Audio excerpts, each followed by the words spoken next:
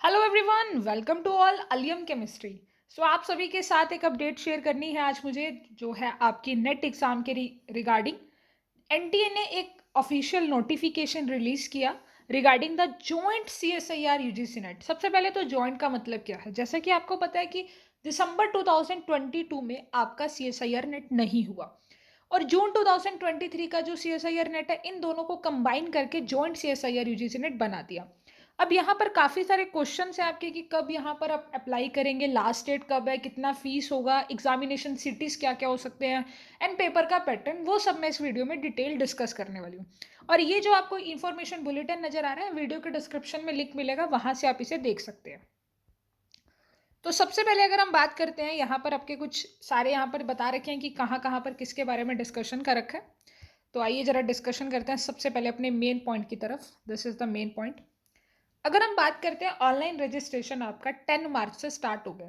ठीक है, कल ये आपका शुरू हो गया और 10 अप्रैल तक चलेगा, 10 अप्रैल तक। 10 मार्च से लेकर 10 अप्रैल तक आप इसे अप्लाई कर सकते हैं। जो लास्ट डेट है वो आपकी 10 अप्रैल है। ठीक है, उसके बाद अगर आप जनरल स्टूडेंट हैं तो 1100, ओबीसी में आते हैं तो 550, या ईडब्ल्यूएस में, इकोनॉमिक वीकर सेक्शन में, एससी एसटी के लिए भी बता रखा है और आपका थर्ड जेंडर के लिए भी बता रखा है। पीडब्ल्यूडी के लिए कोई भी यहाँ पे फॉर्म फिल नहीं होगा। और जो पेमेंट होगी ना, वो एसबीआई या फिर आईसीआईसी गेटवे से ही होने वाली है। तो गेटवेज में दो ही, एसबीआई और आईसीआईसी वाला। चलो अब उसके बाद आगे चलते हैं। यहाँ पर इन्होंने दे रखे कि अगर आपके फॉर्म में कोई गलत कुछ भी करेक्शन करनी है तो 12 अप्रैल से 18 अप्रैल तक आप कर सकते हो। जो पेपर होगा तो भाई वो आपका सीबीटी में होगा, यानी कंप्यूटर पर पेपर होता है जिसमें कैलकुलेटर अवेलेबल नहीं होता है, ध्यान रखना। ऑब्जेक्टिव सारा पेपर होता है, 3 घंटे आपको मिलने वाले हैं। और जो एग्जामिनेशन शेड्यूल है 6, 7, 8 जून है। ठीक है, तो आपका जो पेपर होगा वो 6, 7, 8 जून को होने वाला है। टाइमिंग ऑफ एग्जामिनेशन अभी नहीं आएगा, वो तो जब एडमिट कार्ड आएगा तो उसके ऊपर सब कुछ मेंशन होगा। एडमिट कार्ड कब आएगा आपका, मिड ऑफ मे में आ जाएगा या फिर लास्ट ऑफ मे में आ जाएगा। रिजल्ट वगैरह सभी वहाँ पर मेंशन होगा। ठीक है, तो ये तो एक इम्पोर्टेंट डेट्स के बारे में हमने बात कर ली। अब बात करते हैं रजिस्ट्रेशन कैसे करना है। जैसे कि मैंने अपनी एक वीडियो इससे पहले बताई है अपडेट में कि रजिस्ट्रेशन कैसे करना है, बाकी मैं एक बार आपको फिर से वो सारा प्रोसीजर बता दूंगी। इसके बाद अगर हम थोड़ा सा और चलते हैं इन्फॉर्मेशन बुलेटिन में, तो आप यहाँ पर देख सकते हैं सीएसआईआर नेट का फेलोशिप क्या है। वैसे इसके ऊपर एक डिटेल वीडियो मेरे चैनल पर आएगी। और आप यहाँ पर देखिए कि आपको अगर आप जेआरएफ निकालते हो तो जेआरएफ के लिए आपको उन्होंने लिख रखा है 31,000 per month for the first 2 year. In addition annual contingent grant of 20,000 per fellow will be provided to the university and the institution. तो भाई देखो, कहीं ना कहीं आपको 30 से 35 हज़ार के नियर अबाउट आपका बन जाता है इसके अंदर। सही है अगर आपका जेआरएफ निकल आता है। ठीक है, और उसके बाद आता है कि इन्होंने मेंशन किया कुछ और इम्पोर्टेंट अपडेट की बात करते हैं। हाँ, ये आ गया कि कौन कौन यहाँ पर एग्जामिनेशन फॉर्म को फिल कर सकता है, एलिजिबिलिटी क्राइटेरिया क्या है।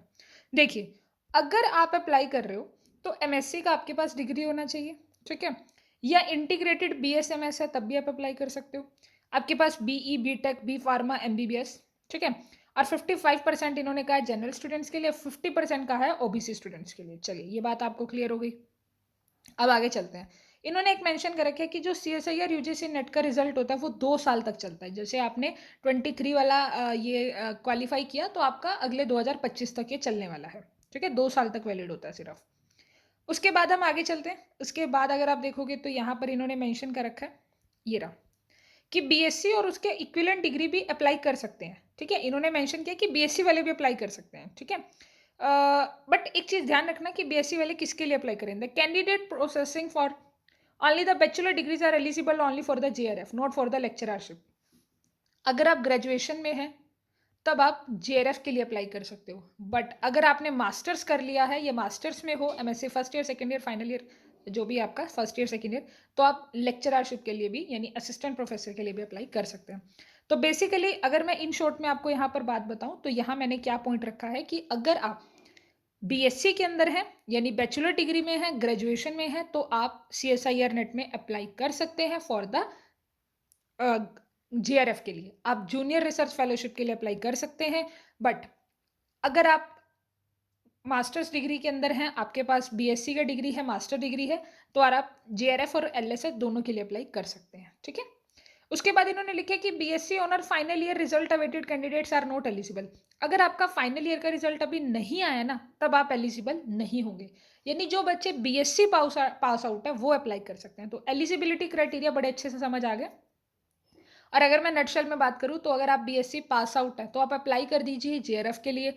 अगर आप एमएससी पास आउट है तो एलएस के लिए और जेआरएफ दोनों के लिए अप्लाई कर सकते हैं। फाइनल ईयर वाले कहीं भी अप्लाई नहीं कर सकते हैं। ठीक है, चलिए उसके बाद इन्होंने सारा मेंशन कर रखा है। ये पॉइंट आ गया, अपर एज लिमिट के बारे में आ गया। जेआरएफ के लिए मैक्सिमम है 28 ईयर्स। ठीक है, और रिलैक्सेशन की अगर मैं बात करूँ तो अपर एज हो गया आपका 28 ईयर्स। ठीक है, और रिलैक्सेशन में आपको 5 साल के बाद और वो बता रखा है, ओबीसी को 3 साल के लिए रिलैक्सेशन मिल सकता है। एलएस के लिए भी कोई भी अपर एज नहीं होती, जेआरएफ के लिए होती है। ठीक है, तो चलते हैं आगे। मोड ऑफ एग्जामिनेशन की अगर हम बात करते हैं, केमिकल साइंसेज का जो कोड है वो 701 है, जिसमें पार्ट ए आएगा, पार्ट बी, पार्ट सी। जो पार्ट ए है उसमें आपके 15 क्वेश्चन अटेंड करने हैं, पार्ट बी में 35, उसमें 25, और आपका टोटल जो पेपर होगा वो आप देख सकते हैं कि नियरली अबाउट आपको 200 में से आपको नंबर निकालने होते हैं। ठीक है, इनके ऊपर एक डिटेल वीडियो आने वाली है मेरे चैनल पे, पूरा सीएसआईआर नेट के बारे में, क्या प्रिपरेशन स्ट्रेटेजी है, कैसे तैयारी करनी है केमिकल साइंसेज के लिए, मैं बेसिकली बताने वाली हूँ। चलिए अब उसके बाद आगे चलते हैं। तो यहाँ पर हमारा ये बता दिया इन्होंने पूरा डाटा, और ये आ गया आपके कोड। कोड के बाद हम एक बार देख लेते हैं कि हमारा जो एग्जामिनेशन सेंटर बनेंगे वो कहाँ कहाँ बन सकते हैं। उसी के अकॉर्डिंग आप अपना फॉर्म फिल करना। तो ये सब आप पढ़ते रहना बैठकर, मैं आपको एग्जामिनेशन सिटीज दिखा देती हूँ। हाँ, तो यहाँ पर आप अगर आपका कोई भी इशू आता है तो आप इनसे, यहाँ पर कॉन्टैक्ट नंबर दे रखे हैं, इन पे कॉल करके आप पूछ सकते हो। पेमेंट की इशू आता है तो इनसे कॉन्टैक्ट कर सकते हैं। ठीक है, अब ये आ गए हमारे एग्जामिनेशन सिटी। ये देखिए, ये इतने सारे हमारे एग्जामिनेशन सिटीज़ हैं। ठीक है, तो आप अपने अकॉर्डिंग देखना। उसके बाद अगर आप यहाँ पर बात कर रहे हैं आपके, जैसे अगर आप कह रहे हो कि अंडरटेकिंग ऑन, आप अंडरटेकिंग भी लगा सकते हो जिस चीज़ के लिए आपको लगाना है अंडरटेकिंग। ठीक है, और बाकी सभी फॉर्मेट दे रखा है ओबीसी के लिए कौन सा फॉर्म होगा। अगर आपका ये वाला फॉर्म सही है, आपके पास ओबीसी का ये वाला सर्टिफिकेट बना हुआ है, तो दैट्स गुड। ठीक है, तो बाकी सब तो सारी इंपॉर्टेंट मैंने डेट आपको बताई दी है। हाँ, एक बार ये दिखा देती हूँ कि फॉर्म को फिल कैसे करना है। ठीक है, ये सब आप एक बार एक अलग से वीडियो मैं बना दूंगी, उसमें भी दिखा दूंगी। एक्चुअली मेरा लैपटॉप ख़राब हो गया तो मुझे मोबाइल से सब कुछ बताना पड़ेगा। तो देखिए, आपको फॉर्म कैसे फिल करना है उसके बारे में एक बार हम यहाँ पे चर्चा कर लेते हैं। बाकी एक मैं कंप्लीट आपको डिटेल में दिखा भी दूंगी।